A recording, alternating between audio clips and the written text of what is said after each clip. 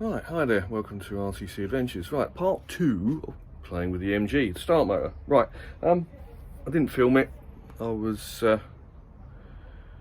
just got involved in doing it. So I tested to see if it's working using jump leads and a battery, and initially it wouldn't fire, so the solenoid might be a bit stuck, but then it started doing it. But it did seem a bit lazy. It was spinning, but nothing really that, you know, no power to it at all. So I started taking it apart. So I'll just turn this around, hang on. So I've taken the back cover off the starter, putting all the bits and pieces in a magnetic tray, so hopefully don't lose them. So the idea being is I want to try and see if I can see the state of brushes, etc. Now, looking in there,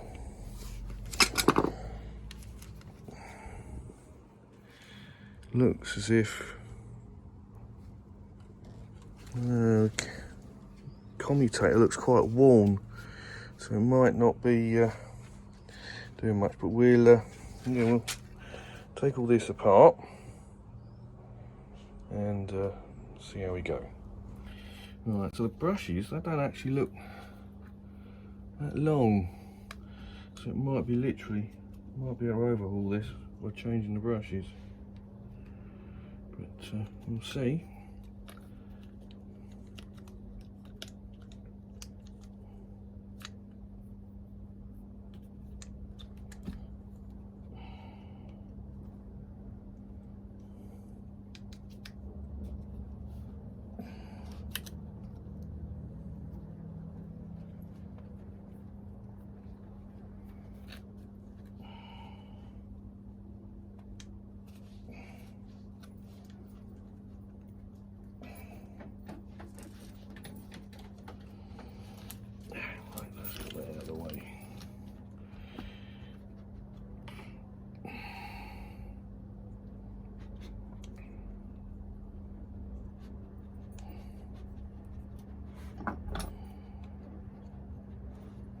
There's not a great deal there. Oh yeah, look, that is really smooth. There's just no grooving, and that's quite worn. So I wonder, look at that, clean up and groove it, so undercut it. So that means, if you look here, you've got all these lines, and that's insulation between each bit of copper on what we call the commutator. Now if I undercut them, it means then that the brushes are running on copper only and not the insulation, and so that means that all the segments are then insulated from each other, whereas at the moment they could quite easily be shorting. So that's the job to do next. So using a worn hacksaw blade, which is pretty much the width of the slots there, or what should be slots, I'm now cutting the insulation back just enough so that the copper of the com is actually proud. So there's now a groove.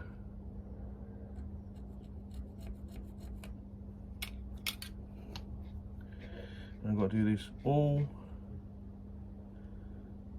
the way around.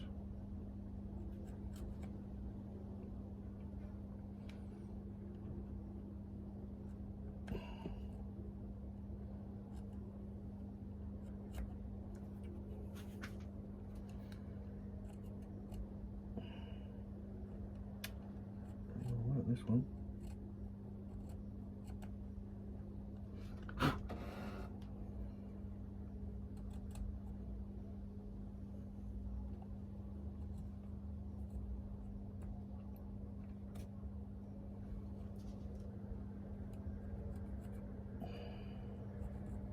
There we go.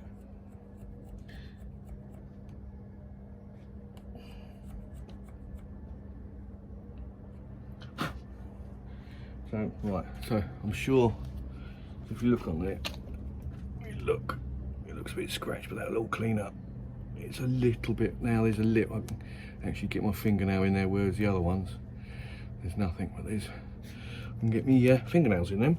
So I'm not going to bore you by watching me do the lot, because it's going to take a while. You know, what I'm actually finding now, using Stanley knife blade, so if I actually score down the insulation,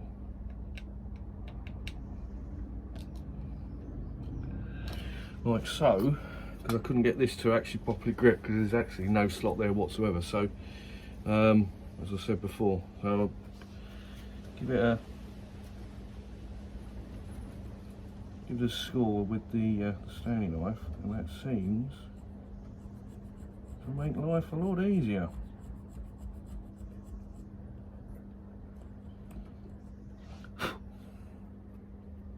Yeah, much better. Right, the next bit, I've now undercut all the bits in between the insulation, between the segments. Now I want to get rid of an edge that's probably built up, that has built up actually on the edges of the segments. So I'm just using a little needle file. I couldn't find one that was the right angle. I've got a triangle one which didn't work. I could do with a square one, which I haven't got. I've got a rounded one which will probably seems to be doing it, just to get rid of the edges.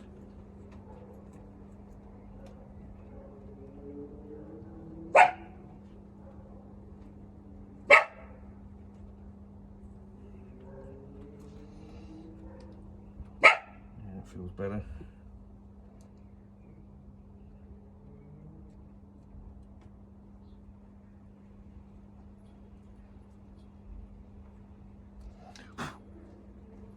So there's definitely, you feel little sharp edges around there.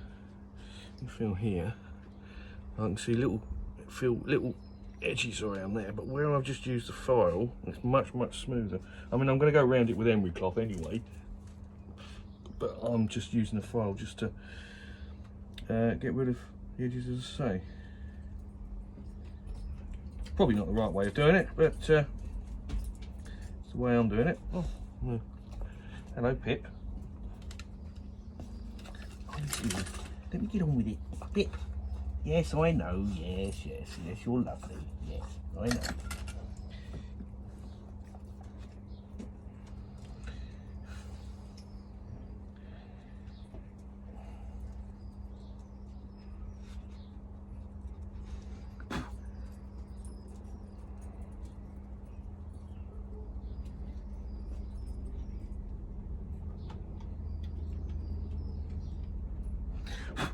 Right, I'm not going to bore you. I'm going to do the same on all the others. So again, I'll cut you off. Right, well that's it, all cleaned up. All I've got to do now is try and get some brushes, which I know you can get from, I think, Rimmer Brothers and SNG. No, sorry, what? Yeah, Rimmer Brothers. All this just needs a good clean up and a lubricate, and I'd definitely rather overhaul this than try and get hold of another one, because the new ones are probably going to be lesser quality and they won't last the length of time this one is. I mean, this is the original. I mean, you can see it's upside down, but you can see it's dated 1995. So if it's lasted that long, theoretically it should keep lasting again once it's all serviced. So that's the latest bit. When I get the brushes, we'll give it a try again, put it all together rather, and we'll try it with the battery and the leads, and fingers crossed that's it. So thank you very much. Cheers for now. Bye bye. Well, scrap what we've just been saying. I said earlier, I've just checked the online of the brushes, and they're not much. The new ones are not much longer than what was in it. So excuse the dog again. Yeah, so anyway, so I've put all the brushes back, and I'm just at a point of just putting all the covers and everything on. So then I'm going to give it a good clean up, and we'll give it a try. I'm hoping cleaning the com and hopefully getting a bit of lubrication in here will give it a bit more power, and hopefully, yeah, it might actually turn the engine over properly. So Yeah, so I'm not going to bother to film anymore. It's only literally, I'm doing the reverse of what you saw at the beginning. I'm just going to screw it all back together again, and we'll give it a try.